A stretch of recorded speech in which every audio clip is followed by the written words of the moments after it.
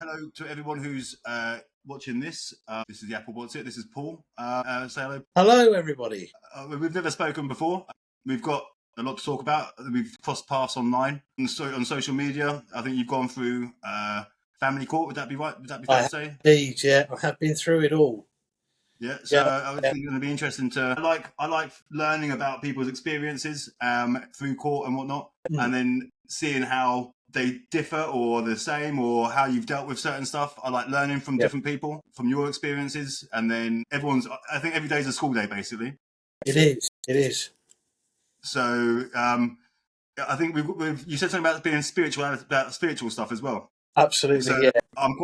the whole family court thing for me has changed me as a person. The person I am today is not the person I was 10 years ago at all. I used to be much more impulsive, not as child focused at all as what I am today. And I think I've learned loads from judges, studying law, seeing what goes on in court. I don't always disagree with what goes on in court, because I can see how it's child focused and how it benefits the children and whatnot. But there is a definite bias in family court against men. And I've dealt with that. I mean, I've got a couple of cases that I'm dealing with now that is blatant as far as I'm concerned. The CAFCAS officers just don't want to acknowledge alienation or acknowledge how men are able to parent, but they don't get given the opportunity. And so I thought what we'd do first of all, Paul, just have a few quick questions, quick fire questions, so people get to know you. And so you can sort of get to know, right? So legal briefs or mediation mats? Mediation mats. Mediation mats. Okay, cool. And if a spiritual leader you'd want to see as your barrister? That's a good one. It would have to be not a specific one, but I would say some sort of guru or something. I can imagine that's very wise and very chilled. So that would be the ideal. Cool. And what's the worst advice you've heard about a family court? The worst advice would be go get them, fight it, you're right. Yeah, okay, cool. I like the that. worst advice. Cool. And one word for how the family courts feel spiritually? They feel spiritually. Not at all. Not at all. Prayer therapy or punching a pillow, which helps more after a bad hearing? It has to be punching a pillow. Cool. There were just a few random bits that I like to put out there. So Paul, I think everyone knows about my doodah what's it. So I've been around the block for a little while. I've never. You're doing some work that I'm aware of. Tell us a bit about your story and your situation. Yes. So I think that the hardest battle for me was not just the family court and having a child arrangement in place. It was to do with legislation and regulations around non-resident parents and the lack of equality there, and the fact that shared parenting and co-parenting is not necessarily embedded into our culture and our society as it should be. So, just for example, when a child's at nursery age, only one parent is allowed to have what's called an eligibility code to then get free childcare. So it's the main carer, as they call it. Regardless of what shared care you're doing and the needs you have to work around childcare, you're excluded from it, and that's in regulations.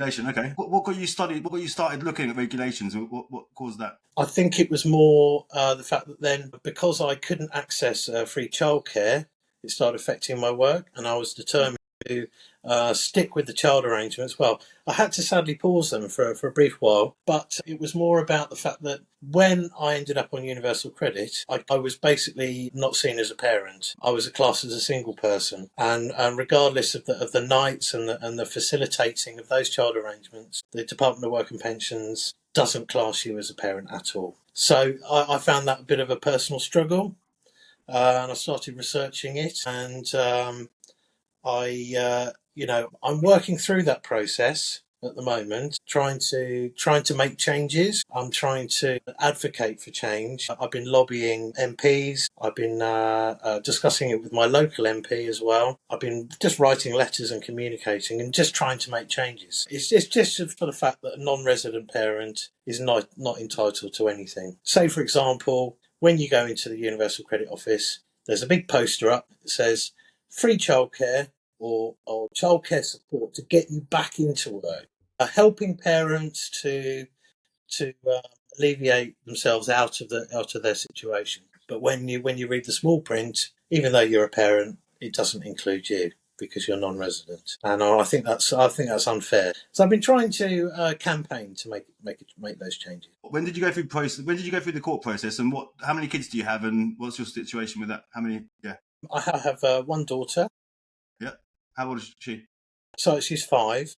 5. Okay. And so I've been through several hearings on and off for about 4 years. But I have a child arrangement in place, and think things have settled. So I'm really pleased about that. So once that bit of paper's there, then you can relax and focus on your life and focus on raising your child. Because I know that it does take it out of you, the whole court process. How long were you in your process for? How long was your first hearing for? The first hearing. First case. The first case was it actually could have been really short because it was only a couple of hearings with a load of months in between. Mm-hmm. I remember the first hearing was fairly quick. I think it was a couple of months. And then a second hearing was sort of like another 4 or 5 months after that. And then things did get resolved. So I never ended up going to a final hearing. Okay, so that sounds quite peaceful. That sounds quite sort of amicable. Yes, it was. Luckily it was. And I know that other people, unfortunately, are not in that situation. That's a good thing, though. It's good. I mean, it's good for your kid. It's good for everyone. No, it is. I think the thing about it is that, from my point of view, is that it does take it out of you. It does create some sort of trauma. Actually, I think it's traumatizing.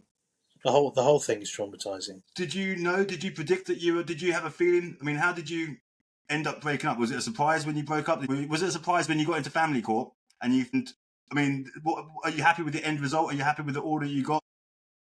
To interrupt you, sorry. Go on. I am happy with the child arrangements order because it gives clarity. It gives clarity for everyday life. And that's the most important thing. So yes, I am happy, and it was certainly needed. Just for everybody, for all parties, and for the child, it settles everything. It calms everything down. And if there were any nasty elements within family court, it wasn't between the two parties. It was to do with what the solicitor was doing. Okay, tell me a bit about that. I sort of noticed that the solicitors, in my experience, from the other party and the barrister, they were quite good at button pressing to try and get a reaction out of you. And I think as soon as you learn that, then you can learn how to mitigate against it or not allow it to. But that only comes through hindsight. When you're in it and you're all the emotions, you are reacting to it. And you think, oh my God, why did I say that? And I think in hindsight, I would not let emotions take over. And a lot of what was happening in the first instance, when it all started happening, there were certain things that I wrote down, or a message, or just that's really dickheadish, Did they twist it? Did they twisting your words and manipulating your words? Yes, there is that. But then again, I was giving them the ammo as well.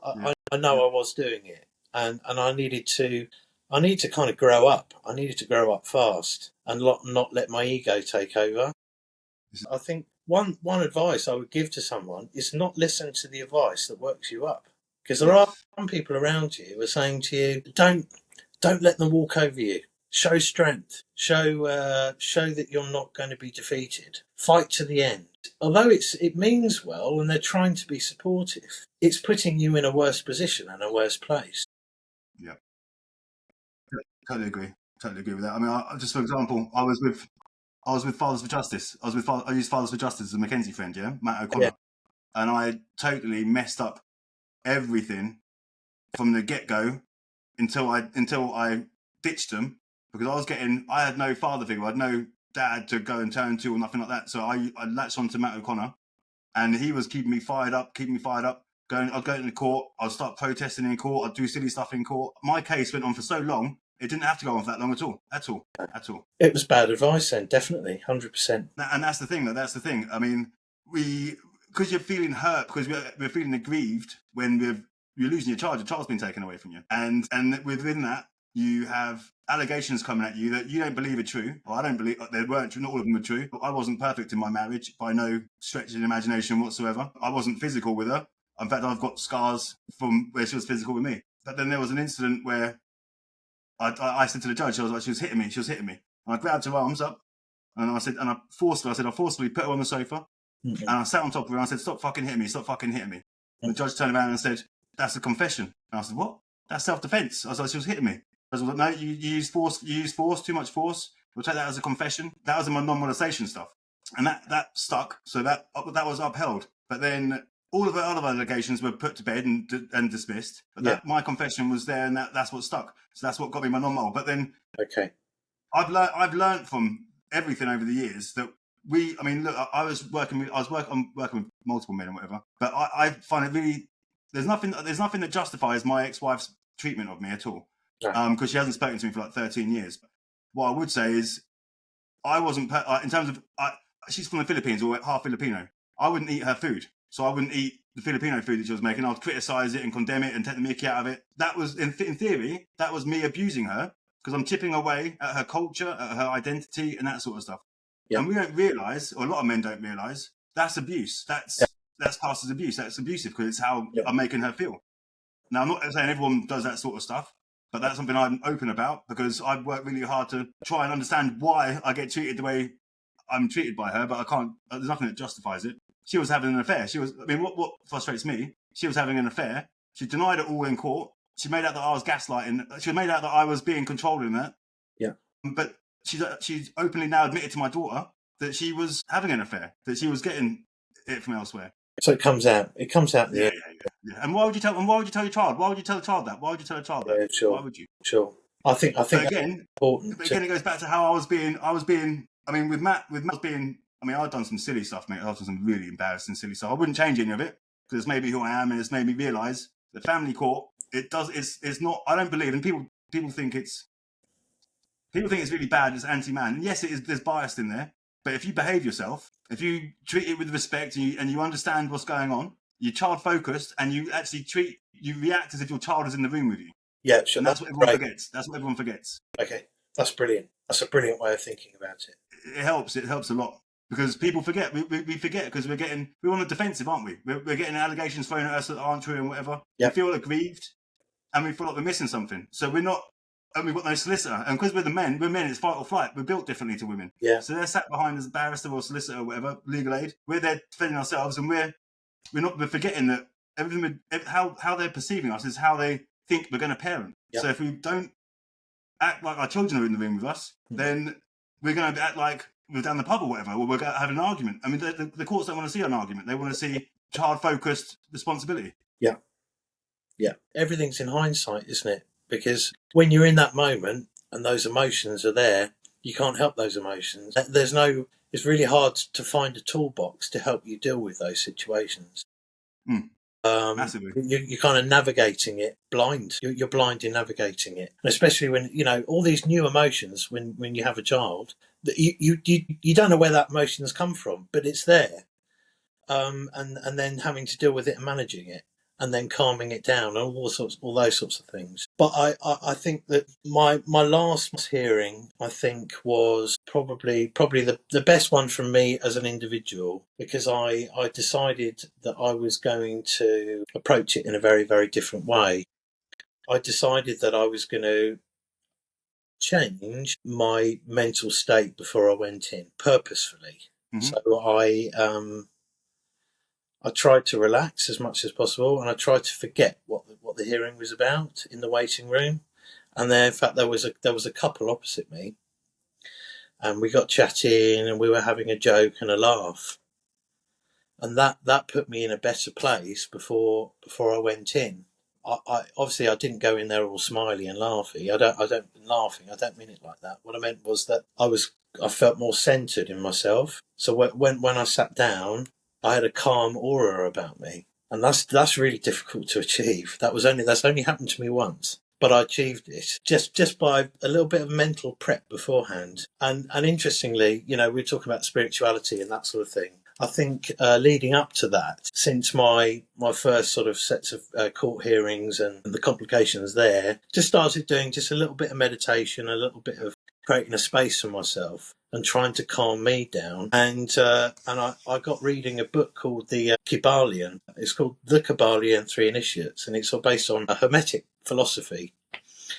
And in the book, it describes different laws of nature. One of them's below as above, above as below. The other one is vibration, the principles of vibration, principles of gender. One of them that I really, really homed in on was the principle of polarity. And the principle of polarity is that everything is in opposites. So you've got hot and you've got cold, and you've got hate and you've got love. And to be able to take yourself along. So sorry, let me just recap slightly. So you've got these polarities, but you've got a line of increments along it from one to the other. So you've got medium heat in the middle, from cold to hot. I mean, you've got the same for hate and love. You've got different emotions in between. And that could be said for stressed and relaxed. So to be able to get from one to the other, you have to introduce what's the opposite. So if you've got hate, if you introduce love into that, you're gradually going to pull it towards the other end. So if I relate this to a court hearing and me, some of the energies that I know that I'm going to be facing in the court hearing are stress-inducing. Yep. Maybe some button pressing, a bit of tension from the other side, perhaps. Yep. Yep. So what I'm doing is I'm saying to myself, I'm going to present the opposite in myself in the way I talk. So then I'm going to slowly, alchemically dilute what's being thrown at me. I'm sort of a bit of a, not mind control, but you're using your vibe and your feelings to kind of so you're using your energy and your vibe to try and change things a bit as much as you can. I'm not saying I went in there and I was like a Jedi. I don't mean it like that. But it's going some ways to kind of centering yourself and then being really still. And I didn't. Yeah, so I didn't. I learned to not react to what the other side was saying. Not even a flinch. Not even. How long did it take you to do that? How long did it? What brought you to that place? How long did it take you to do that? I mean, where did you find that? Because it took me ages to get to that point. It's taken me. I was messing my case up. My first case went on for like 4 years, and it didn't have to go on for that long at all. And I didn't even. It's only up until like the last case that I was in court that I actually got to that space. So, okay. How long did it take you? Obviously, much quicker than me. But how did you get there? It took months of reading and learning. Just learning about myself. It took months to do that. Yeah. And then I was able to kind of learn how to start putting those principles into practice. I knew it was going to be a highly stressful situation. I don't use it every day, but I specifically used it there because I knew that things could topple me, or right or wrong. So I was determined to just be as still as possible. And that comes across in your tone, your voice, your expressions, your body language, your whole body language. It was almost like I was grey rock sitting there, showing no emotion whatsoever. And I think that's genius. Yeah, so that helped me actually. I mean, I think for me, my ex-wife has never followed a court order in her life ever, and she still doesn't now. Today, even now in today's world, I've got an equal shared care order. Okay. Lila's 17 now. She does what she wants anyway. But when I got my equal shared care order in 2021, 2 weeks on, 2 weeks off for each of us, that lasted for about 3 months. I believe the only reason I got that order was because I was centered. I didn't care anymore. I got fed up with everything, and I was like, look, she's preaching the order again. She's blah blah blah. I don't care whether Lila doesn't want to see me. I don't care. I don't believe I'm in this situation again. Just do what you need to do. And she behaved so badly. That the court had no choice but to just give me equal shared care, because even in the final hearing and via CVP, she didn't know I'd moved back to Eltham. She didn't know that I had all this stuff in place. And the judge her behaviour was like, well, we're going to give you 2 weeks on, 2 weeks off. Lila was going to school by herself. She was old enough. She was 13 at the time. Yeah. Or 12 at the time. And she was old enough to travel between the households by herself. Yeah. The conflict was so... You're never going to get that normally when the conflict is so high because of the conflict. But because Lila was at the age that she is, and she was travelling between two households anyway, that's why they did it. But she failed to... Even now, she doesn't follow it now. I mean, I promised Lila back then, I said, no more family court after this. We're not going to do any more family court after this. So when Lindsay stopped contact again, I was like, me and Lila already knew, I'm not going back to court. So we knew we had to find a way through it. So Lindsay stopped all social media, all that sort of stuff. I had to be patient. Thank God for me, the work that I do and helping people the way I help people, that saved my life basically, because it gave me a purpose. Because when you lose your child, you lose your purpose almost, I think. I know. As a man. I really admire that in the end, you were selfless, weren't you? Oh yeah, yeah. Ultimately, in the end of it, that's the thing. We go into this. I want this. I want that.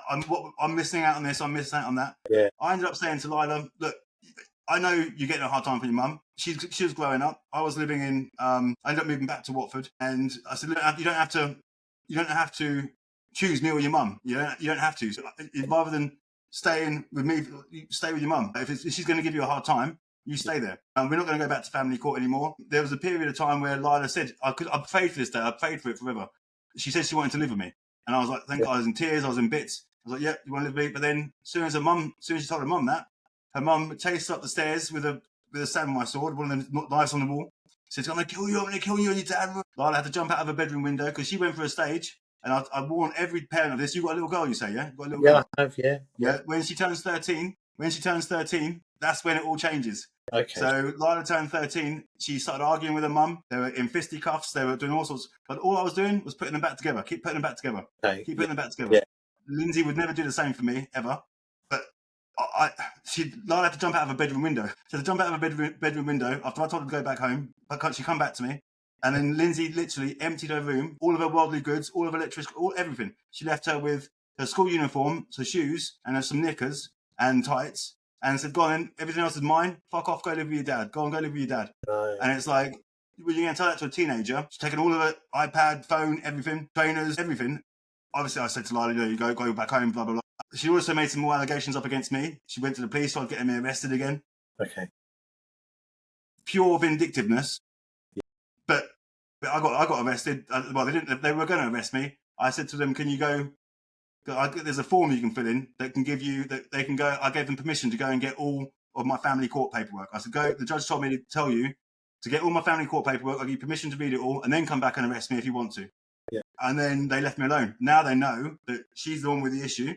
The school knows that she's the issue. Everyone knows that she's got an issue. Okay. The problem is it's normalised by Lila. That behaviour is now normalised by Lila. Yeah. So if I try and take Lila out of that environment, she's going to be hating on me. She's going to, because she loves her mum. Yeah. And she should love her mum. And and that's the frustration. That's not even frustration because she should love her mum. But it's not right that it's got to that stage. But then I look at myself and I think I brought that on myself because I was behaving badly when I first went through family court. Right. And plus I was self-medicating. I was drinking a lot. I was drinking a hell of a lot. Yeah. But then she was taking cocaine. She still does take cocaine. Right, okay. And she was coming back with positive readings on cocaine. Right. But then, again, I shook myself in the foot. I said to Lila earlier today, I said, it's like, she called me up after we had a two-day final hearing. That was after the non-molestation and stuff, a 2-day final hearing. And Lila called me up after day one. Well, Lindsay got Lila to call me up after day one and said she wants to live with her mum. So Lindsay knows whatever Lila wants, she's going to get. So I went to court the next day and I said, look, Lila wants to live with her mum. That's what it's going to have to be. Blah, blah, blah. And that's what it was. But I do look back on it now, and my body's blocked out. Not because I was drinking too much, probably because I was drinking too much, but also because of PTSD. My body's blocked out loads of it. I don't remember nothing. Nice. And it's like I look back now and I'm working with people, and I look back now and I think to myself, the judge was actually on my side. That she was supporting me. I could have been arrested like twice with some of the things that I did in court, throwing condoms around with powder and shit in them. And they didn't arrest me. They didn't. She was just good for me. She knew that I was hurting, and I didn't know what a narcissist was. But I first heard that term, toxic and narcissistic, from the judge summing up our relationship. Really? Summing up Lindsay.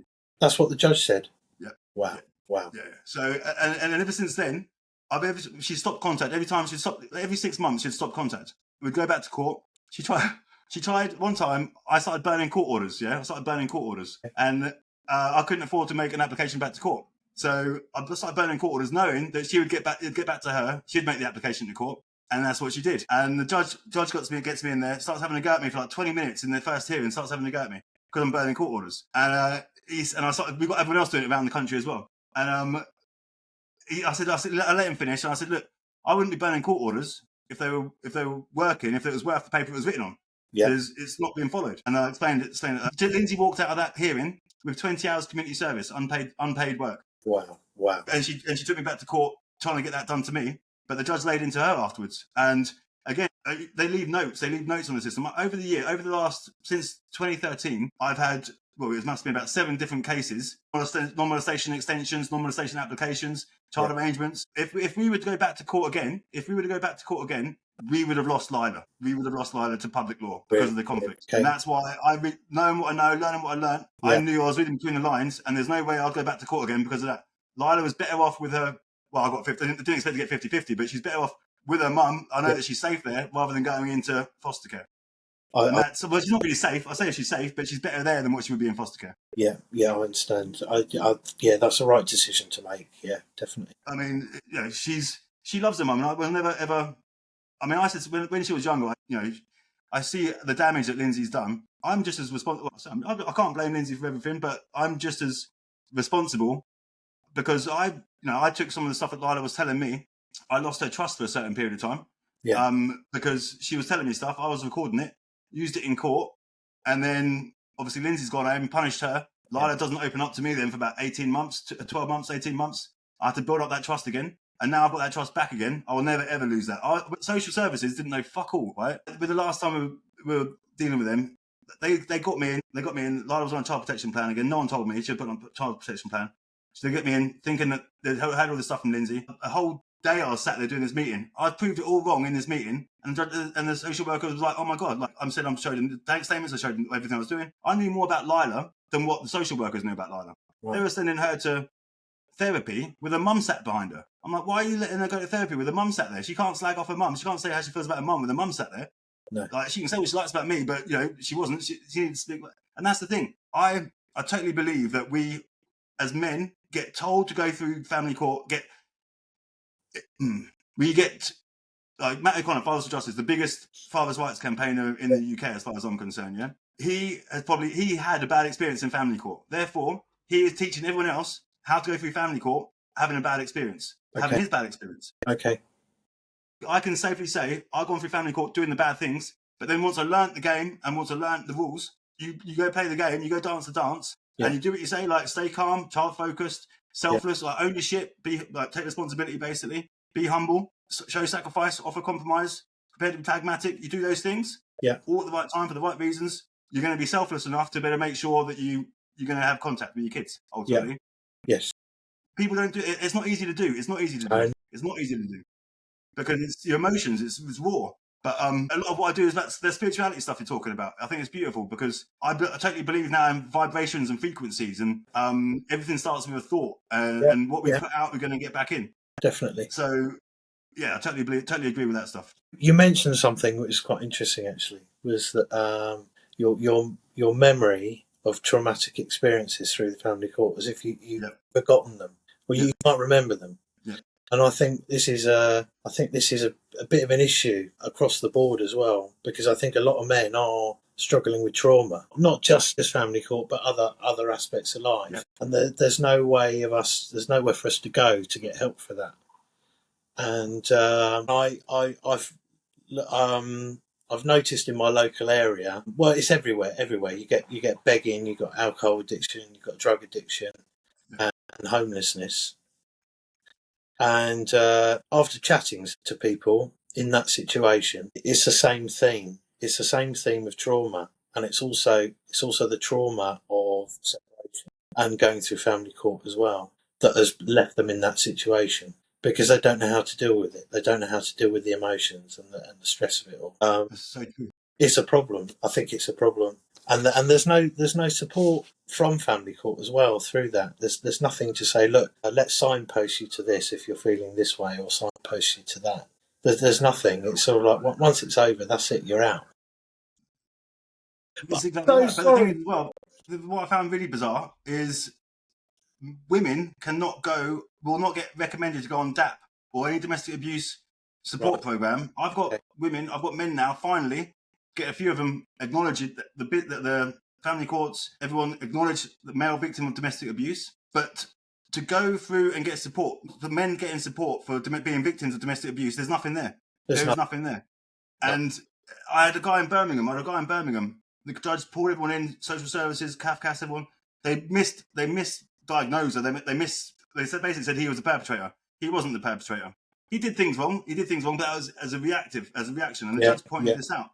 He was telling me all the stuff they were going through, all the material they were going through with him. It's all directed for women. It's all supported for women. Yeah. Nothing there for the men, for No. the men gender, male gender. So it's bizarre. It's bizarre. There are gaps in the services out there. There is a local male domestic abuse advisor, an IDVA they call it, don't they? Yeah, that's it. Yeah. Yeah, there is a male specialist male one in the area, but the support is risk based. It's immediate risk based, so they'll assess you, and quite often because the child doesn't officially live with you, your risk level goes right down. No, there's no long term support to help you recover or deal with trauma or PTSD and all those sorts of things. When you're telling your story, how traumatic it's been.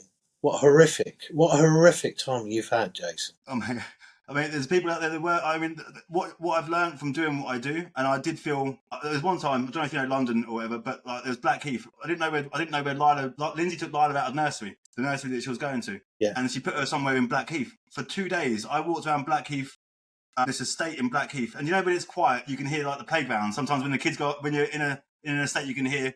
Like the playground, you can hear the kids playing. And I literally was listening to where the kids. I was just walking around for 2 days. So I was opening my shop. I was working retail. If it wasn't for work, I don't know what I'd do. But like, I was just walking around trying to listen to where the noise was coming from. I finally found her. When I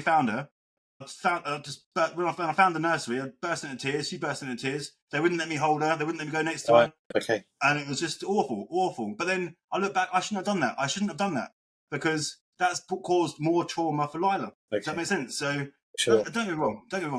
I was not perfect in my marriage at all. So like I say, I was not perfect, but we should never have got married. We were going like 3 6-week sessions of marriage care. We'd done 3 6-week sessions of marriage care before we'd even got married. Yeah. So the writing's on the wall.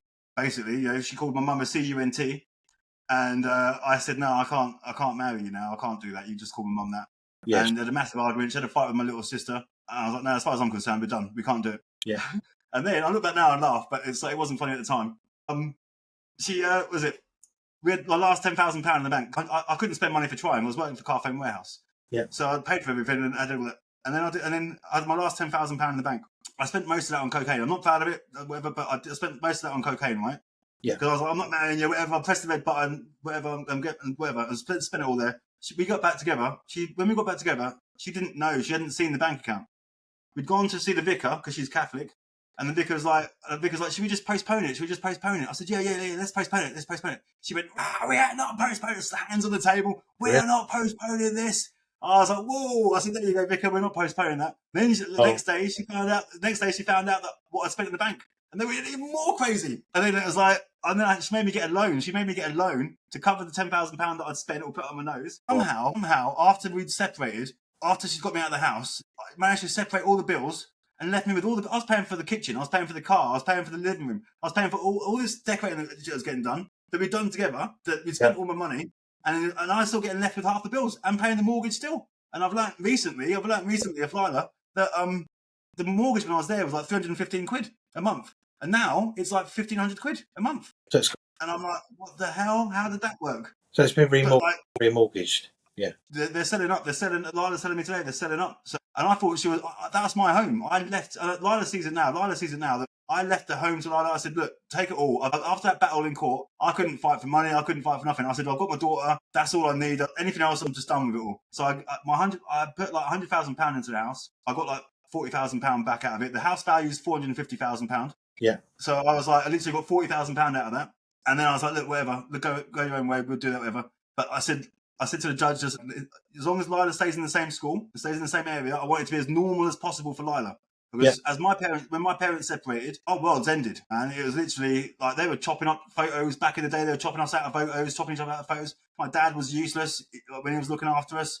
My mum, bless her, she tried, but she had a breakdown. She had 4 boys and a little baby sister, my little sister. She had a breakdown. And it was like that whole, I've got brothers that are traumatized from that shit. I used to think that they were just stupid, but they're not. It's childhood trauma that's left them the way they are. And I'm lucky because I got away. Because my mum had a breakdown, I had to drop out of school and whatever or sixth form to look after, make sure my brothers didn't go into foster care. Okay. And you wouldn't get away with that today, but that's what it was like back then. And what it was like she went missing for ages, and I had to get a job, working nights, whatever. I was in charge of the house, and when we learned that she was coming out of hospital, going out of hospital, I hid all the tablets away, hid them all. And she got home and she started telling me off. She was like, "Where's the tablets? Where's the tablets?" And I said, "Oh, I've hidden them. I've hidden them." She's like, "Give me." She ended up telling me off, giving them to her. She sent me into town shopping. Me being me, I went into the pub on the way back. And then I got home. By the time I got back, she tried killing herself again. And I was like, "Fuck, man." And I was like, "No." I said, "For me, I had to get out." I was like, "I need to get out of this." So I got out. I literally got out, and then the rest is history. So, I mean, to me now, I mean, I'm fortunate that my mum gave me the strength that I've got, because I do believe she's gave me that strength. But Yeah. I don't speak to any of my family anymore. I forgive them all. But Yeah. I don't speak to them. I mean, I'm not like the black sheep. They blame me.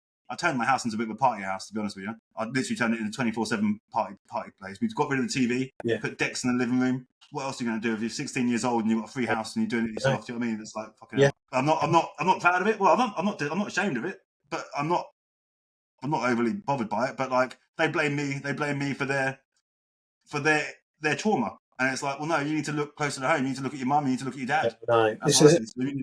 Yeah, you know what I mean? Yeah. Oh, yeah.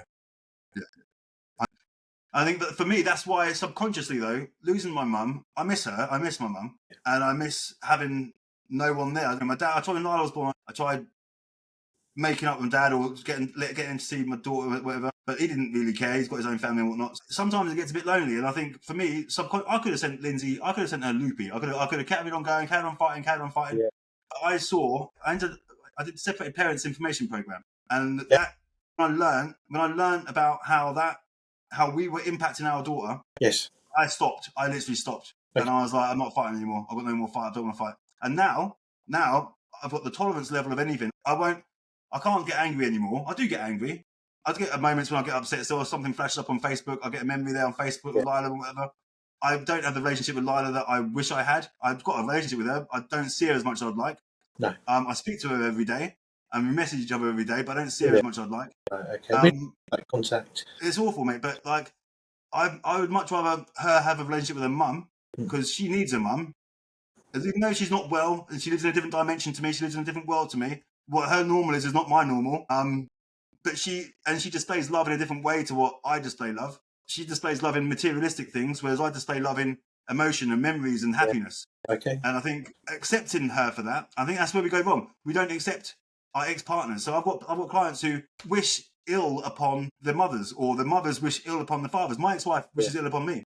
But do they not realise that our job as dads or as parents is to keep our children happy? Yeah, of course. If anything bad happens to Lila's mum, that's going to impact Lila really badly.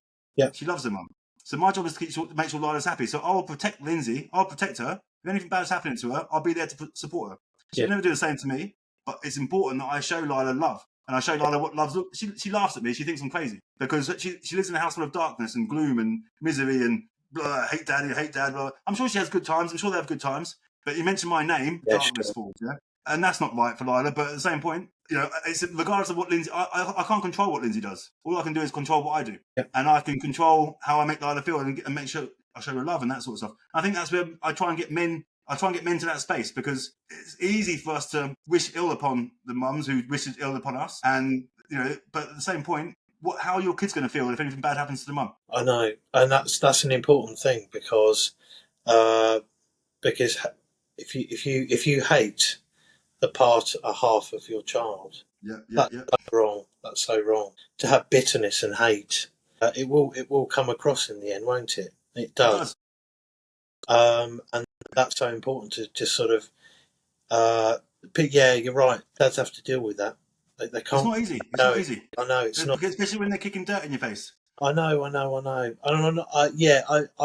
need to caveat that. Yeah, definitely, it's not easy at all, and it takes time as well. But in the heat of the moment, and the court, and the emails, and when you feel that you're helpless, you're out of control, you're in a dark place. But yeah, I admit I've been in a dark place. But yeah, I admit it that there have been occasions where I felt like I didn't want to exist on the planet.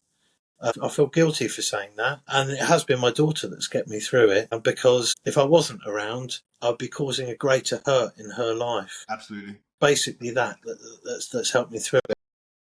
If you do anything bad to yourself, and I pressed the red button big time. I thought I was drinking too much, and I didn't really care about anything. But if anything bad was ever to happen to me, that's why I say to Lila, I'm invincible, because I've tried. I literally tried to overdose on drugs, overdose on whatever, and I couldn't, and I'm still here. So I've been like, and I partied a lot in the 90s. I partied a hell of a lot in the 90s, and I'm still here, still now. So it's like, I say, but ever since Lila's been born, I say, I'm invincible, I'm invincible. And it's like, I think that's why when I've been in hospital with my dad, I was in a bike accident, and I was in hospital for about 10 weeks, and she only visited me once when she wanted a day off school. And she said, can I come and see you tomorrow when I've got another day off school? I said, no, you go to school, come and see me after school.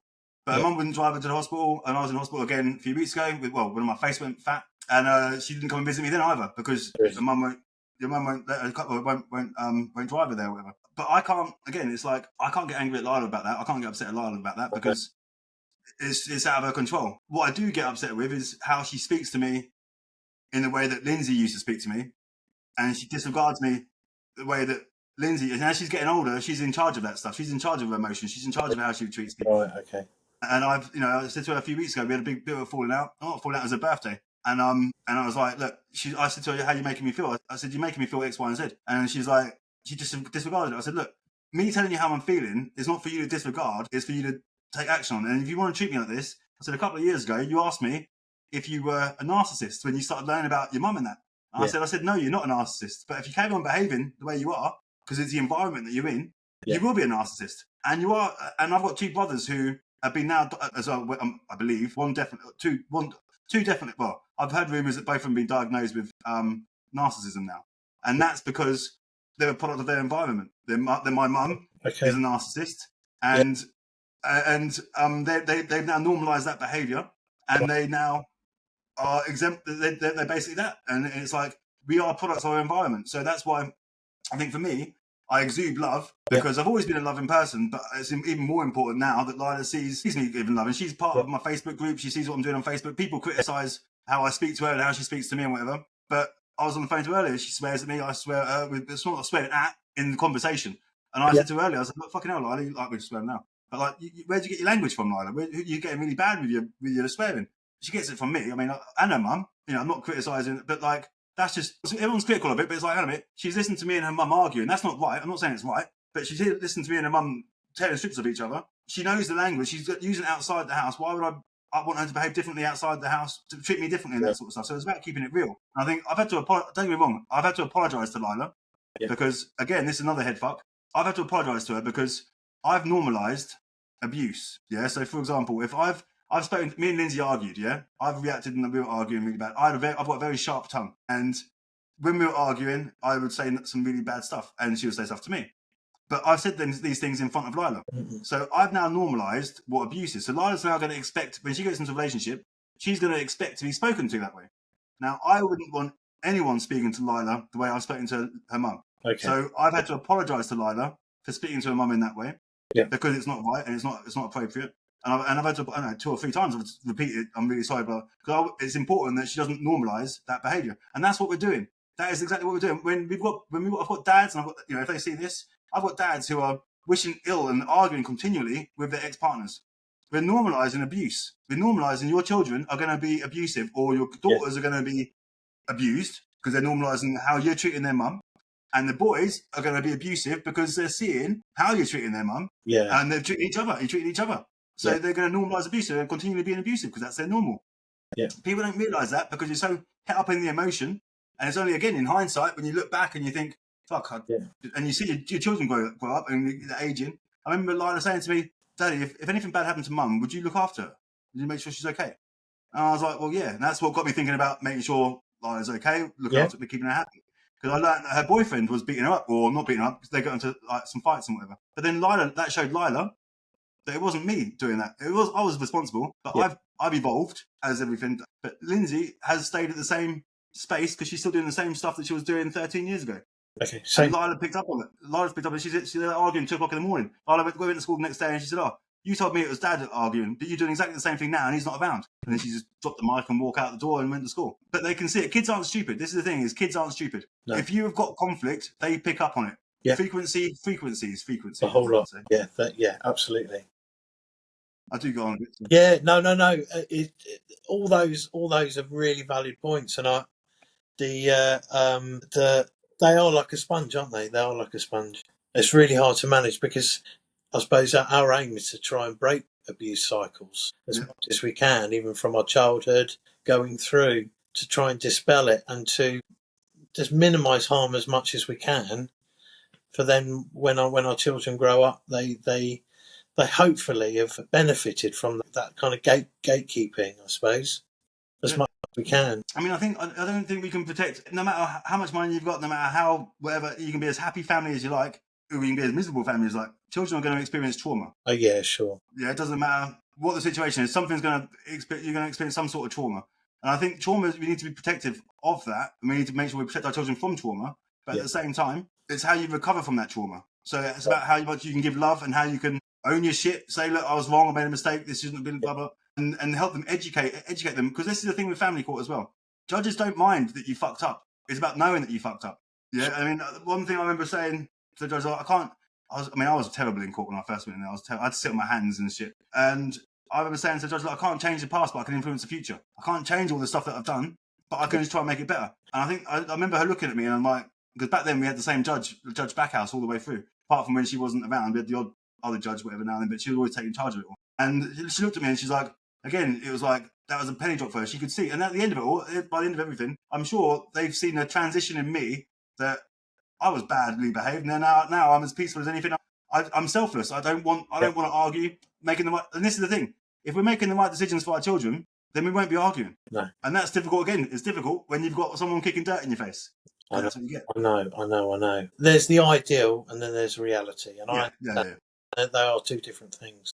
A lot of it goes on how we've been brought up as well and what support you've got around. I see people dealing with things really, really well. I've got a number of clients, 4 years in family court, no safeguarding issues, none of them still not getting any contact. Really? Issues like mums just stop not letting it happen, pending community service, and still CAFCAS won't recommend the child goes with the father. Really? And the child's being emotionally abused, psychologically abused. It's like the elephant in the room. You don't even have to be Inspector Gadget to figure it out, but like they won't make that recommendation. This is what I don't understand. Why is it that they're stuck in this principle that a mum can do no wrong unless she's on drugs and out of it on heroin? But this is it. I think for me, my theory on this is most of them are women. Most of these people are women. Social workers, CAFCAS officers are women. Yeah. Now, I know how it feels. You know how it feels not to see your child. It's like a part of you is missing. Leaking blood or leaking love, whatever, and you're missing a part of you. These women, men hate it when I say this, women must feel it a lot more. Yeah, so they've carried the child. They've got the child inside them. They've grown with it. Yeah. So they're going to, if you take that child away from a woman, I see women behave exactly the same way when they lose their children. Each time they behave the same way. And it's like, they self-destruct. How it's going to make a woman feel is probably 10 times more intense than what it does for us as men. Okay. Yeah, and that's my theory. I think hurt feels the same for everybody, but I think with this, I think you've got, that's part of them that's blown inside them. If that makes sense. And I think when you take that away from them, they self-destruct in a way that they would. I mean, I've seen women manifest. They basically give over the child themselves because I don't go into court expecting to get a fool lives with or whatever. But as soon as the woman senses that that's coming, they start behaving in the same way, and then they get all defensive. They can't see through. They can't see like the logic. They lose all logic. And then the judge is like, well, now I've got a crazy woman behaving in a crazy way. Normally you've got the bloke behaving all crazy. And then you've got the women behaving all crazy. And when they behave all crazy, they're basically handing the child over. But then it's the CAFCAS officers who, regardless of that, fail to make the recommendations to say the child should be moved over to the dad unless it's really, really severe. Yes. And that in itself is because the women can feel and empathise with the mums because they're women themselves. And I think these type, and this is not a discredit. I mean, I could not do the job if I was a CAFCAS officer. I would not be able to say take the child off the dad, no contact for dad. I'd be like, he has to have the child, has to have contact. So it's going to be no different for these women who are doing the same job, basically. But as a man, we're on the receiving end of it with the wrong gender, and there's not enough male CAFCAS officers or social workers. No, the world of family social work and children's services and health visiting, midwifery. It's all a matriarchy. Is that controversial to say? No. It might be to some people, but I think it's true. I think it's right. I mean, same as nursing. Most of nurses are women. Yeah. But then there's logic because we heal quicker with love. So we heal quicker from a woman's touch. We do. And it's like, so there's something in that. But at the same point, if you're going to be Kafkas are undertrained. Yeah, they're undertrained, understaffed, under-resourced. They don't know what they're doing. They can't spot. I don't call it parental alienation anymore. I call it implacable hostility, because that's how you get it into court. So people don't want to hear parental alienation, implacable hostility, and they don't know how to spot it. Like, a child doesn't just want to stop seeing their dad unless they've been abused, or they've seen abuse really bad, or they've been abused. Now, if that's not happened, and then suddenly a child wants to stop seeing and doesn't want to see the dad, that's going to be because they've been brainwashed at home. That's going to be because they've been getting punished at home. So, for example, Lila, I know it happens to not just Lila, it happens to all the kids what I've seen. Like, Lila went through a stage of she still now won't. If I give her a gift, she won't take it home. If I buy her, I used to buy her JoJo bows, and then she stopped taking them home. Like, clothes, she would stop taking them home. Leave it here, leave it here. Because her mum would throw it in the bin when she gets it in. Yes. Yeah. So again, how's that making a child feel? Not good. And and there's negative gatekeeping. That is basically you're making the child feel awful for loving their dad, basically, and punishing them for loving their dad. And they have no idea. Basically, these mums are stopping their children from being their authentic selves. Yeah. Because you can't be your authentic self because you're not allowed to love your dad. You're not allowed to. Lila doesn't do anything. We used to dance. We used to sing. We used to play football. We used to do all that stuff. And now she doesn't do any of it. None of it. And that hurts. Go on. Sorry, I've got a question for you then. Go on. Where does domestic abuse and child abuse begin and start? Because, say, for example, some of those things you've described are forms of coercive control. Yeah. But how does that, when it's involving a child, is that? I think it's there. But the problem is, it's not recognised. Women don't get recognised for being abusive unless it leaves a bruise. Then it's very difficult to prove. So, for example, as an adult, it's about how you make someone feel. Yeah. So if I make someone feel bad, whether I intend to do it or not, that can be considered abusive. Okay. I've had people jump over a gate, not even spoken to a gate of their own home, not even spoken to the mum, but because she said she didn't want him there and she said she felt scared, that's been considered abusive because she felt scared and he didn't stay away. Okay. So it's about us literally thinking about how the other person feels. And when you're in that situation, you're not thinking about how the other person feels. You're thinking about, I'm not even speaking to her. I'm just going over the fence. Yeah. And with kids, I mean, look, if you imagine this, like Lila used to get told, she wants some sweets. Oh, get your dad to buy the sweets. Do you want them sweets? You want to speak to your dad? Go get your dad to buy the sweets. And she wouldn't buy the sweets. That's abuse. That's abuse. Yeah. But it's not, the child doesn't know that they're being abused. No. So they don't report it. Same as when Lindsay chased Lila up the stairs with a knife and threatened to kill her and threatened to kill me. That's a threat to kill. Yeah. And I said that to the copper. And the copper said, well, Lila hasn't reported it, so we're not going to do anything about it. But if it was me chasing my ex-wife and Lila up the stairs, they'd be fucking arresting me. Yeah. Yeah. When Lindsay got me arrested, I went through criminal court before I went through family court. And she got me arrested. I'd got into a fight with her brother, handbags or whatever. He'd gone home. I'm out in the back garden. He'd gone out wherever he'd gone. I was in the back garden, smoking a cigarette next all day. We're talking about it. We had this little... And next thing you know, 5 minutes later, fucking 20-year-old Bill charging the house, taking me away. Yeah. And I didn't know what the hell had happened. I got into a fight with her brother, not with her. Look back in hindsight, it was all a big stitch-up. She'd moved out with the boyfriend that she was with. Okay. And she split with him. I didn't know at the time she split with him. She wanted the house back. What better way of doing it? Yeah. And when I learned that we don't have a fair, well, we sort of do, but we don't get a fair shot in anything when it comes to family court, really, because we instinctively behave bad, which puts us on the back foot. Mm-hmm. And so I said, I went to get a solicitor. I'm like, £5,000. What? But yeah, she had a free legal aid. I'm like, doesn't make sense. It's craziness. It is. Men are on the back foot. It's not a man's world. It's not a man's world anymore. It's not never has been a man's world. We are as a white Englishman. As a white Englishman in England. It's not a good time to be alive. No, because if you me after I'm in my 50s, so it's even worse for me. I'm not too far behind. But like, literally, if you commit a crime on your street, and some Muslim or Hindu or whatever commits the same crime further down the road to you, does exactly the same crime, you've got more chance of being prison time or worse sentence than what he has, because you're white English, and I don't know if you're religious or not, but if you're not religious, even less chance of being given a worse sentence. That follows suit in family court. It goes everywhere. So, and that's not us. That's not me feeling sorry for myself or anything, because if you know it, then you have to work with it. You can't fight it. Everyone thinks. I thought when I went through family court the first time, I thought my case is going to change the world. I'm going to change the world with this. No one's going to. It didn't. You can't beat the system. You can't beat it. You have to learn to work with it, and then you have to learn to adapt with it. and then you have to make the most out of it. And if you behave yourself and do it all properly and be selfless, proper selfless. I'm writing these reports. I'm helping people with their stuff and whatever. And it's like, they're like, I can't do that. I can't. I'm like, own your shit. Just own it. I say to them, roll around in your shit. Own it. You fucking made a mistake. You're a human being. Don't worry about it. Yeah. Like, you're not going to get no chocolate biscuit for making a mistake, but you're going to be respected a lot more. Yeah, sure. By being honest. Okay.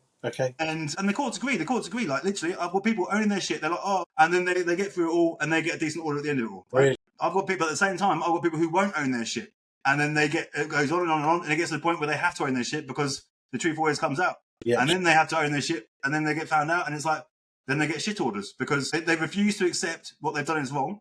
They're like, oh, I've got no contact. Yeah, you've got no contact because you wouldn't own your shit. Like, if I owned your shit like 4 years ago or 2 years ago, whatever it might be, you wouldn't be in the situation you're in now. But instead of taking responsibility and looking inwards, because that's what we don't do, they point the finger of blame. They're like, someone is the system, is this? No, it's you. If you and this always makes me laugh about these forums and that, and I have to take men's, when I'm dealing with men, the first thing I say to them is, what have you done wrong? Yeah, tell me what you did wrong, because I don't want to know what she's done wrong. What have you done wrong? Because if you can't look inwards, if you're not self-aware, then this ain't going to work. And what frustrates me more than anything else is I changed my life. I mean, when I was made to feel that I was to blame for everything, COVID-19 is my fault, everything's my fault, blah, blah, blah. And it's like, so I looked at myself and I thought, I need to be a better person. So I started trying to be a better person. I wasn't ever that bad in the first place, but I tried being a better person. And that's what's got me to today, where I'm at today. But I'm teaching people what I do in the cycle that I've been on. And they don't do it. They don't change their, what frustrates me is they don't change their life. They change their life for a day. So they'll be nice to the ex-missus in the court for the day. Yeah. Then they'll get out of court. Then they'll treat them like an idiot again. Yeah. And then it's like, well, the courts ask you questions that are psychological questions to find out whether or not you are being genuine with what you're saying, or whether you're just saying it. Yeah. And they don't realise that when they answer a question a certain way, the courts can tell if they're actually being sincere with, have they got peace? Have they got inner peace? Are they actually being right with what they're saying? Okay. Because, for example, judges will always say, so imagine little Timmy doesn't want to come and see you, doesn't want to have contact with you. What are you going to do? Well, I'm going to come. Everyone's first answer is, I'm going to come back to court, make an application to court, come back to court. Yeah. That's not the right answer. The right answer is, I'm going to understand why Timmy doesn't want to see me. I'm going to work with the mum, see if I can get some clarity on that. Be patient, blah, blah, blah. Yeah. And then if all things fail, then I'll come back to court. That's the right answer. But people don't answer it that way. But the first thing is, I'm coming back to court. And then I'm going to blame the mum. But it might actually be little Timmy who doesn't want to come and see you because they've seen you being abusive. They've seen you being X, Y, and Z. And men are abusive. 97% of men are abusive. We don't even realise we're being abusive. And that when you accept that, it's like everyone gets scared of doing DAP or this domestic abuse program or whatever, because it's going to label you as being a perpetrator. Well, I'm not being funny. Right? I'm not being funny. The alcohol consumption for man is 2 units, whatever it is, a week. Yeah. 70% of England are going to be excessive drinkers based on that. Yeah. Yeah. Yeah. You can't even fart as a man without being considered abusive. Yeah. Because so the benchmark these days is so low for being abusive. Yeah. We've all been abusive. Accept it, deal with it, move on. Like literally learn. Okay, that's what makes me abusive. Fine, I won't do that anymore. Okay. If this is what considers abuse, fine, I won't do that anymore. Yeah, we can't do much, but then that's what it is. You can't rather than deny the fact that I'm abusive at all. The law says you're abusive. You're abusive. You can't turn around and say I'm not abusive. No, I'm not abusive. The law says you are. Well, no, that's what. Same as I was saying to someone earlier. Like back in 30 years ago, walking away from someone and being silent and withdrawing from an argument would not be considered as being abusive. Withdrawing from an argument in this day and age is considered as abusive because you're withdrawing. So it's like, and that's going to make the other person feel like you don't love them or you don't care for them. So that because it makes them feel that way, it's considered abusive. So we can't. So like, you're down if you do, you're down if you don't. So it's just best to own your shit.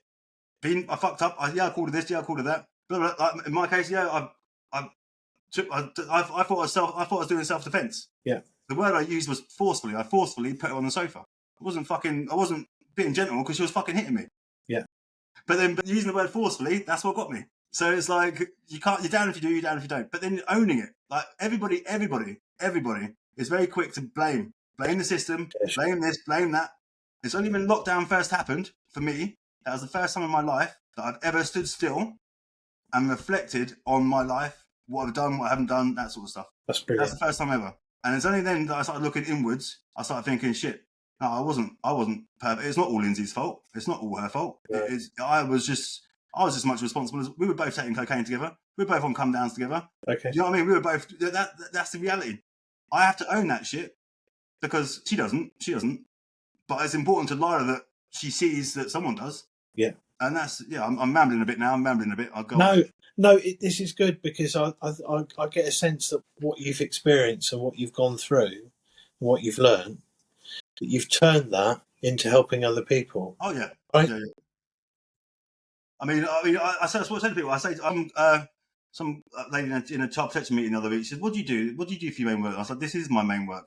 She said, "What do you do?" I said, "I teach people how all the mistakes that I made, I help them not make those same mistakes as what I did, and I try and help them understand how the system works. And rather than with Fast for Justice, I say we pour petrol over you, then they give you a match and they say go and play. Whereas I like to think I wrap people up in candy floss and then give them some ice cream and then say let's go play." Because it's much more nicer and loving and blah, blah, blah. Yeah, of course. But you've got to go in. I try and get people to be I'm a bit of a, I use humour or sarcasm or whatever quite a lot. I try and make people laugh. Yeah, if I go into court, I'll do silly stuff that will, like, I'll accidentally fall over or I'll kick something accidentally, or I'll try and get some attention, like to get the judge, eye contact with the judge, smile or whatever, especially if they're sat there first of all, because sometimes they walk in, but if they're sat there first of all, then I try and do stuff to try and make my person happy while we're waiting, getting them laughing, getting them smiling. Like we were doing a CVP the other week, and I'm sure the QLR was doing cocaine because it was like this. He kept going. No. And I mean, he probably wasn't. He was probably picking a bit of paper up or whatever. But I was like sending messages. I was sending a message to the person. That's cocaine. It's another line of cocaine. And then I'm sitting there, they're watching them laugh. I'm like making them laugh while they're on the CVP. Okay. And it's like, because it's just trying to make things cool, make things. Yeah. I believe family court should be about resolution, solution, peace and resolution, solution. If you don't automatically go to 50-50, the children should be taken straight into foster care, because that's extreme. You need something extreme like that to make people think, well, if we're not going to go 50-50, because not everyone can do 50-50. Men work. So men can't always do 50-50.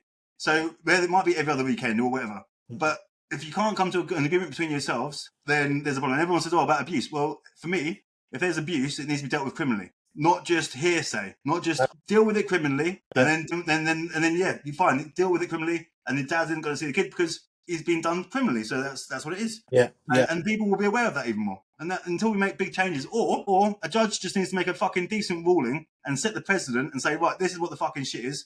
Put a line in the sand. This is how it's going to be moving forward. Yeah. But again, it goes back down to young children do need their mum. I believe this. Do need their probably mum, especially if they're being breastfed and that sort of stuff. Probably more than they need the dads at that young age. Yeah, of course, I agree with you. Because as when they get older, like I turned to a teenager, 12, 13, whatever. That's when I started playing my part a lot more. Yeah, sure. Makes sense. Sure. And I think it's very hard to accept that when you're going through it all. But that is, in my view, what it needs to be. Yeah, I agree with you. It's that early stage, that nurturing and that bonding with the mum is really important. And as you probably know yourself, the studies say that to have the emotional support and the input from the father is just as valuable as a mother after that initial stage. Yeah. But I'm really impressed with what you've developed, what you've evolved with your message to people. I'm not very well liked. I'm not very well liked by people.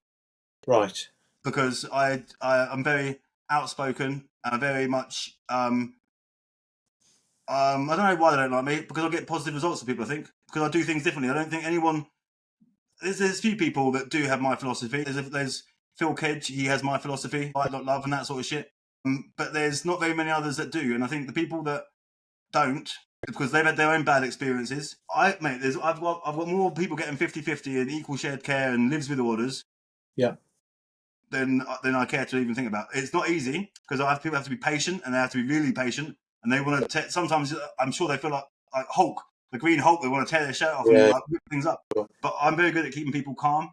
I'm very good at predicting what's going to happen in court hearings. So I know what's going to happen in the court hearing before the court hearings even happened. Really? And if I know that, and if I can do that, then solicitors. This is what makes me laugh. Solicitors can do that. Yeah. Yeah. I guarantee it. No one needs a solicitor when you go through family court. No one needs a solicitor unless you can't talk. If you're that inferior, you can't talk and that sort of stuff. Yeah. But even then, I wouldn't say you need a solicitor, because the judge has a duty of care to make sure that you understand everything that's going on.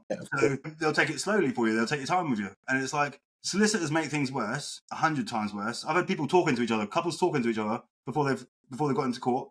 Solicitors get involved, they're not talking to each other anymore. No. And it's like, the solicitors want conflict because they get paid more money. They love it. Of course they do.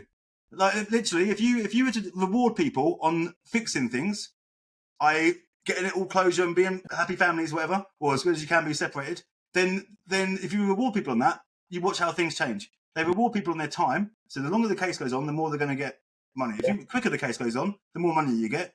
Watch what happens. It will change. Yeah. And if you didn't let solicitors in family court, and you had mediators, proper mediators who are child-focused, focused on peace and resolution, not conflict, you'd get a different result as well. Yeah. There's so much money made in family court. I've had someone I'm speaking to recently, he's lost everything. And there's, the courts have taken hundreds of thousands of pounds off him. Really? And so I'm used to people like no charges and that sort of stuff, but there's money to be made in family court, and that's why they're doing it, because people do lose a certain, they don't just lose their kids, they lose their houses, they lose everything. I mean, I lost everything. I mean, this is what makes me laugh. I've lost everything. My life's been on standstill for 13 years, making sure that I'm floating around to make sure that I'm in Lila's life. Yeah. When I first went through this, I was homeless. I was staying on people's sofas for however long. Yeah. And now she's at an age where I could probably disappear or whatever. She knows where I'm at, but I still can't. I still can't. I still can't. But I'm more confident now. I mean, she said to me when she was kicking off a few weeks ago, I was like, "You don't have to burn bridges. You've always got what you want from me. If you say you need some space and you want some space, I'll give you space. I need the space myself so I can focus on my own life. And I've achieved a lot. while being in the situation that I'm in. Holding down work, then being made redundant, and then doing what I'm doing now in terms of making sure I didn't fall on the scrap heap. And I think if I manage to do all that with all this stuff going on, now Lara's getting older, she's turning into her own independent person. I can be proud of her and what she's achieving, and at the same point, focus on myself more. And then focus on achieving what I want to achieve and doing, because I do believe I've got a dream of getting refuges for men. Okay. Yeah, just refuges for men all over the country, even for men who make mistakes, who do make mistakes, so they can get support, to fix what they've done. Yeah, if that makes sense. So if they've been... Hey, this is interesting.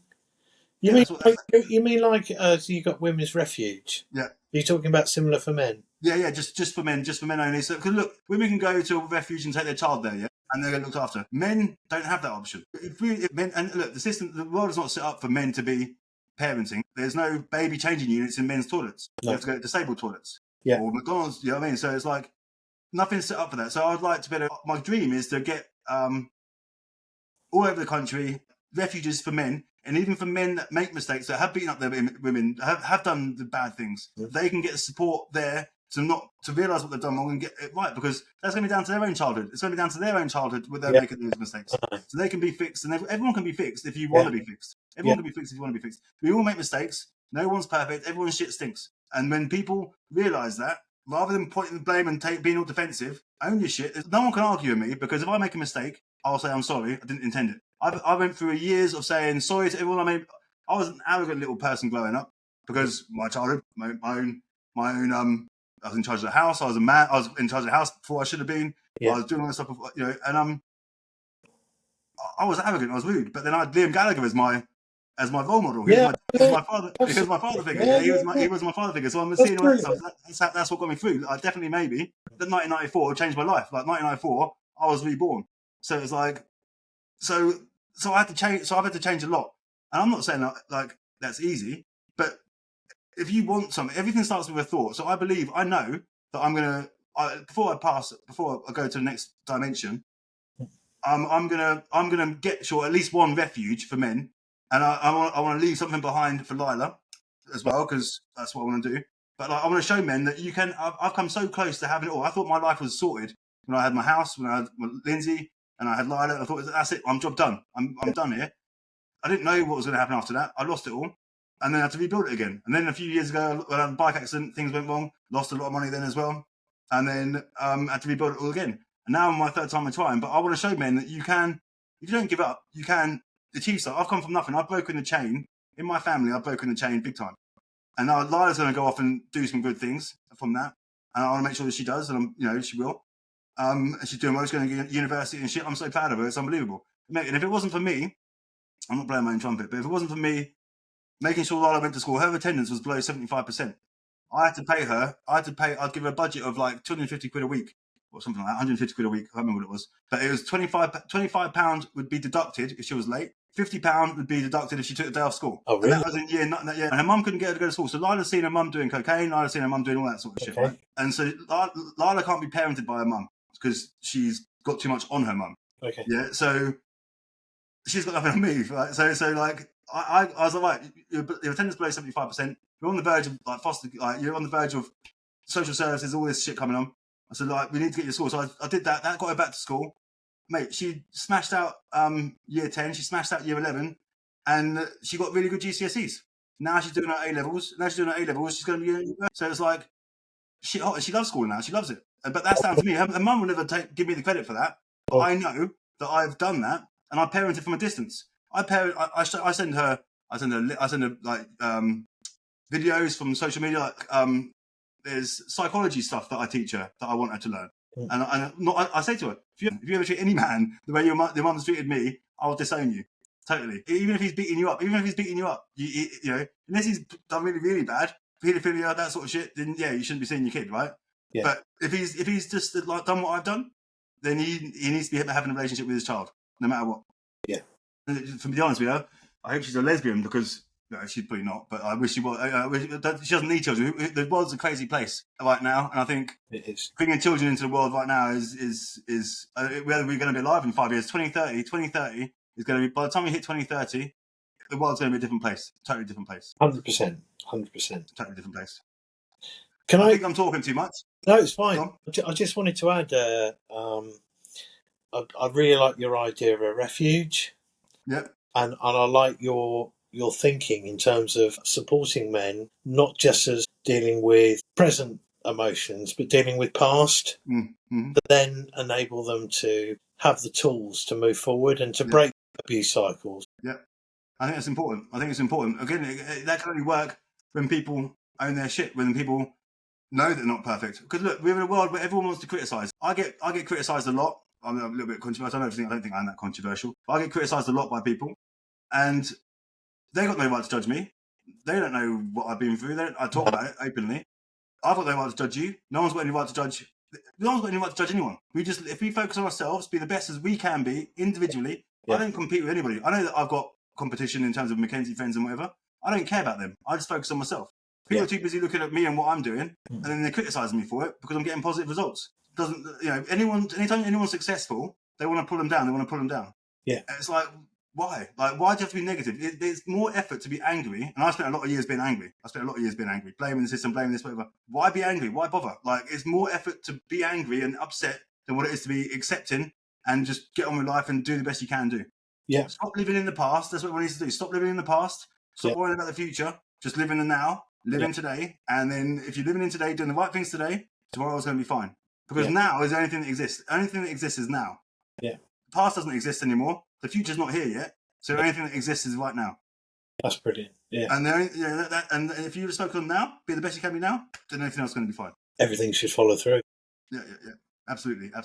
Because I'm trying to set up a male survivor trauma support, peer group support in my local area. Where are you based? Sorry? Where are you based? Wokingham. Okay. Wokingham. Yeah. That's not too... That's next... Where's that? There's Guildford down that way, no? Yeah, it's in that direction, just outside of Reading. I thought, yeah. That's where I'm from. That's where... Because I used to live in Reading. I worked in Reading before. Yeah. So that's what I'm trying to do. So I approached the council. I did set up a business plan for it because I wanted it to be start off as male, then have a female one as well, and then one. But of course, that got turned down because they're not recommissioning till 2028. Wow. So I've decided to start it off small. So I've got a few meetings lined up to collaborate and just collaborate for a little space and then invite men to come along and just sort of just chill. I mean, they don't have to talk. They can just sit and listen. But just a space for men to be able to feel comfortable with talking about any traumas they might have had, even if it is about family court separation or something that happened when they were a child or anything, because it's about prevention. In fact, that was one of my arguments with not an argument, a case that I put forward to the council, was that it aligns with protection of women and girls. Mm-hmm. It's part of prevention as well. And Genius. so I'm looking at in that sense. So I will keep you updated and sort of about that. But I think it's important for a space for men to go to talk about trauma. It's not about mental health, because I think mental health to some degree is a symptom of it, in my view. Yeah. I mean, I'm not speaking from a clinical experience here, but of course. But I get you. I see it's like it's a result of those wounds. The idea is that it's tackling what's inside, deep inside, to then give you the tools to move forward. So that's really what I'm trying to do. Yeah, look, keep me updated with that, because I'd love to be anything I can do to help with that, or anything to do with that. I'd love to be able to help with that and support any way I can. Definitely. Thank you very much. Definitely. Mate, it's good that you're doing that. I think more people need to be doing that. I'm trying to build this. I'm trying to build websites and stuff, and trying to do all sorts of things. There needs to be more of that. And there's a guy that's doing something in Hemel Hempstead that's sort of similar. He's got a space there, but he's got like contacts Watford Football Club and that sort of stuff. He's got contacts to do it. So there needs to be more people that do that sort of stuff. Like a lot more people, because there's not enough support for men. There's just not enough. There's just not enough at all. And sorry, which what did you say? Watford Football Club? Yeah, he's got contacts. He's got contacts at Watford Football Club. So he's helped. And what's the organisation? Sorry, the Man Up. I'll send you a link. Man Up. Okay, I've heard of it. I've heard of Man Up. Yeah. So every Thursday, I think Thursday every couple of weeks in Hemel Hempstead, they meet up and they similar to what you were just saying there, and they just play pool, whatever, just talk, listen, and it's like a space for men just to go and either talk, listen, and just get we don't know what normal is. What is normal? You know what I mean? What is normal? And we don't know. I was saying something the other day. Is it normal for to have not suicidal ideations, but everyone must at some stage, going through family court as a man or whatever, does everyone not think about suicide, question whether the world would be better off without them, or do you know what I mean? Yeah. Do you know what I mean? And we can't all go running off to the doctors and saying, "Oh, I'm feeling suicidal" or whatever, but because it's not. It's a split second thought. It's a bit like, do you know what I mean? Especially if you lose everything, if you lost everything, it's like, well, hang on a minute. I mean, I know that I've felt like, should I be? Who's going to miss me if I'm not here? Do you know what I mean? So it's like, and some people think about that so much so that they end up doing silly stuff. And I would much rather people talk about that than go and do something silly. I think if you haven't got no one to talk to, then you're going to go and do something silly, and that's it. And it's lonely. I don't want a relationship. I don't think I could ever get into a relationship ever again. I do sometimes think to myself, I wish I had a girlfriend, someone just give me a hug, someone just to say, you're going to be all right, you know what I mean? It's going to be okay. Rather than me having to look at myself in the mirror and say, yeah, it's going to be okay, can't be beat, won't be beat, we're going to crack on with this shit and motivate myself. I wish sometimes someone just give me a hug and say, you're going to be okay, it's going to be good. Yeah. I do miss my mum, I do miss my family, I do miss them. Do you know what I mean? It's lonely, it's a lonely world. And being a man, there's no one, sometimes no one tells you this, but you're alone. Literally, you are, you're alone. There's nothing, you're in this world, it's by yourself, because everyone's out for themselves. Yeah. Everyone's out for themselves, and you got people who are really selfish and will stab you in the back to get to where they want to go. I know. And it's like, I get told that I'm too nice, so I'm never going to be a millionaire, billionaire, or financially abundant because I'm too nice. I'm like, well, no, things will happen. Like you could be nice and you can be good, but then I look at it and I'm like, look at all wealthy people, look at all people who are successful. They're selfish. Yeah. They're really selfish. They're really out for themselves, and they are cut for it. And that's, I suppose, without going too far in that direction, I've got to start being a little bit more cutthroat as well, because I've got people that I help, but I shouldn't be helping because they're only coming to me because I'm like, I give them a quote, and then they say, oh, don't want that, I can't afford it. And I say, oh, fine, if you need any help, come back and see me. Okay. And they come back and ask me a question, and the next thing I know, I'm helping them for the whole of their case, right? And I haven't done it, and it's like, that's on me. There's not a criticism of them. That's on me being. But then other people who do the same as what I do, they won't entertain it. There's like, no, put the phone down. I'm not dealing with. I'm not dealing with you. And I just can't do that. I just can't do it to people because it's like. Because you want to help. Yeah, well, I knew what it's like having no one there to help me. Yeah. Matt O'Connor and Files for Justice. That wasn't the help. That was me supporting them with their mission, getting headlines. It's about them. Yeah. Yeah. Big time. But look, yeah. That's all I've got to say. Really, I think I'm talking too much. So I'm always conscious. No, you're not. You're not at all. So yeah, everyone sort of thinks, oh yeah, Jason's he talk well, he's confident or whatever, but I'm not the most confident of people in the world, to be honest. I'm not at all. Everyone's got their own insecurities and shit, but I do. Yeah, I've got verbal diarrhea right now, I think. Not at all. You're very good at expressing yourself.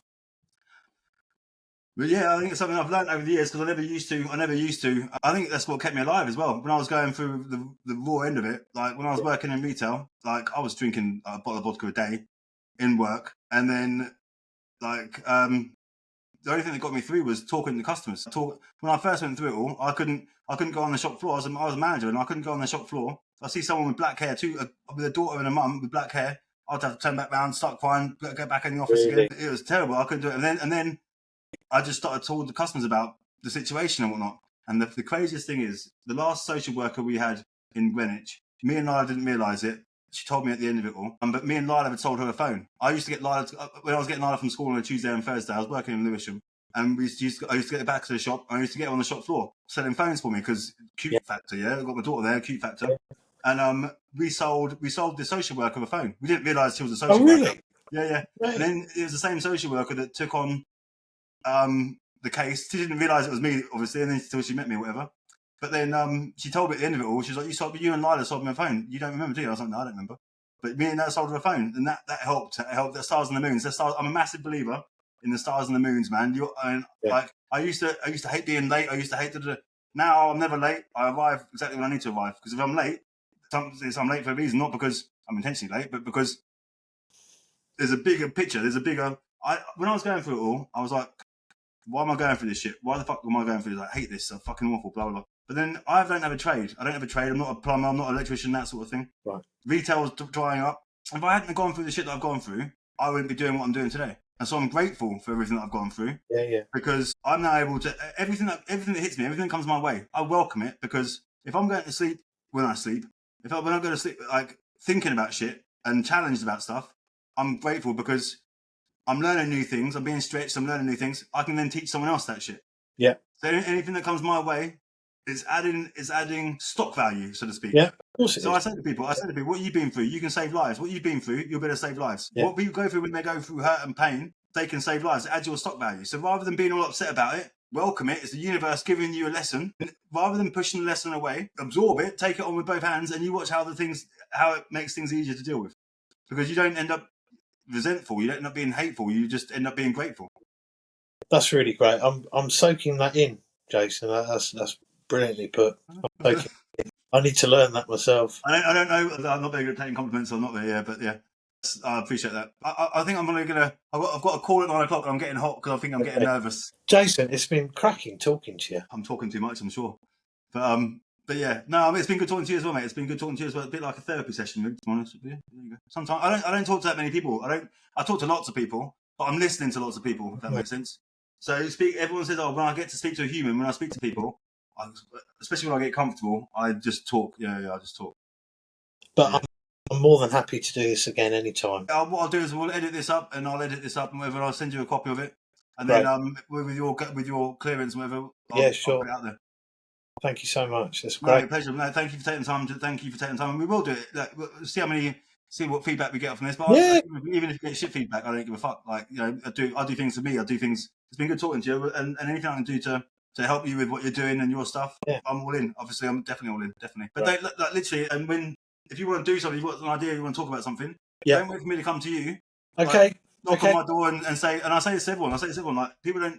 I'm busy, and I'm doing loads of different things, so I don't get a chance to always call people back when I'm supposed to call people and that. Okay. And they're like waiting for me to call them. I'm like, no. Part of your confidence thing, part of getting you back out of your shells again, is getting you to call me, getting people to call me and chase me down. No one can offend me at all. I've got an ex-wife that has tried to offend me forever. Okay. So I love feedback. I love constructive feedback. I'm not being called a wanker or this or whatever else. But like, you give me, I'm not perfect. I want to be better. I want to learn from people.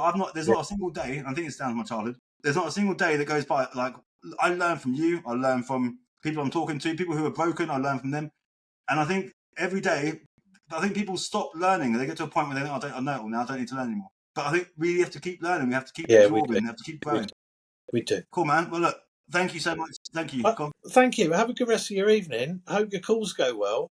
Yeah, well, they're going to be difficult. I've got a couple of difficult because I've got 2 section 7s I need to we need to dismantle. No. Okay. Yeah. So it's gonna one of them's not going to be too bad. One of them's not going to be too bad. I've looked at one already. It's not that bad. It's not what we want, but it's still arguable. We can still argue what we want. Yeah. And the other one, vicious woman who's put in some nasty allegations at the last minute, and see what happens with that. But that's easily sorted. Yeah, sure. But yeah, look, thank you so much. Thank Brilliant. you so much. Thank you. I really appreciate it. You too. Thank you Yeah, too. I'll catch you soon, mate. Yeah. I'll speak to you soon. Oh, there's a little button saying leave. Yeah, there's a little button. There's a button somewhere. Yeah. You take care. All right. Take care, mate. All the best. All the best. And you.